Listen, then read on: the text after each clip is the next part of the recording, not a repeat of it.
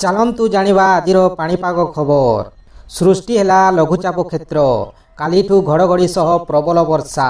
16 ଜିଲ୍ଲାକୁ ଆଲର୍ଟ ଜାରି କଲା ପାଣିପାଗ ବିଭାଗ। ଦକ୍ଷିଣ ପୂର୍ବ ବଙ୍ଗୋପସାଗରରେ ସୃଷ୍ଟି ହେଲା ଲଘୁଚାପ କ୍ଷେତ୍ର।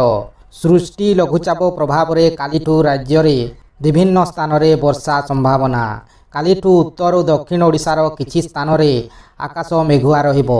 କାଲି ଘଡ଼ଘଡ଼ି ସହ ବର୍ଷା ନେଇ 16 ଜିଲ୍ଲାକୁ ୟେଲୋ ୱାର୍ଣ୍ଣିଂ ଜାରି କରାଯାଇଛି।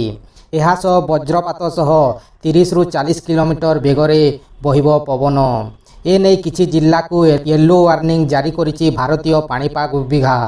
ଦକ୍ଷିଣ ପଶ୍ଚିମ ବଙ୍ଗୋପସାଗରର ଓ ସୀମାବର୍ତ୍ତୀ ଭାରତ ସାଗର ଅଞ୍ଚଳରେ ସୃଷ୍ଟି ହୋଇଥିବା ଲଘୁଚାପ କ୍ଷେତ୍ର ସକ୍ରିୟ ରହିଛି। ଏହାର ପ୍ରଭାବରେ ଓଡ଼ିଶାର କିଛି ଜିଲ୍ଲାରେ ଫେବୃଆରୀ 24 ମଙ୍ଗଳବାର ଠାରୁ ସ୍ୱଳ୍ପରୁ ମଧ୍ୟମ ବର୍ଷା ହେବାର ସମ୍ଭାବନା ରହିଛି ବୋଲି ଭାରତୀୟ ପାଣିପାଗ ବିଭାଗ ଆକଳନ କରିଛି। ଫେବୃଆରୀ 24ରୁ 25 ମଧ୍ୟରେ ମାଲକାନଗିରି, କୋରାପୁଟ, ରାୟଗଡ଼ା, ନବରଙ୍ଗପୁର, ମୟୂରଭଞ୍ଜ, ବାଲେଶ୍ୱର, ଭଦ୍ରକ, କଟକ, ଜଗତସିଂହପୁର, କେନ୍ଦ୍ରାପଡ଼ା, ଖୋର୍ଦ୍ଧା, ପୁରୀ, କେନ୍ଦୁଝର, ଯାଜପୁର ଓ କଳାହାଣ୍ଡି ଜିଲ୍ଲାର କେତେକ ସ୍ଥାନରେ ହାଲୁକାରୁ ମଧ୍ୟମ ବର୍ଷା କିମ୍ବା ବଜ୍ରପାତ ସହ ବର୍ଷା ହେବାର ସମ୍ଭାବନା ରହିଛି। ଏସବୁ ଜିଲ୍ଲାକୁ ୟେଲୋ ୱାର୍ଣ୍ଣିଂ।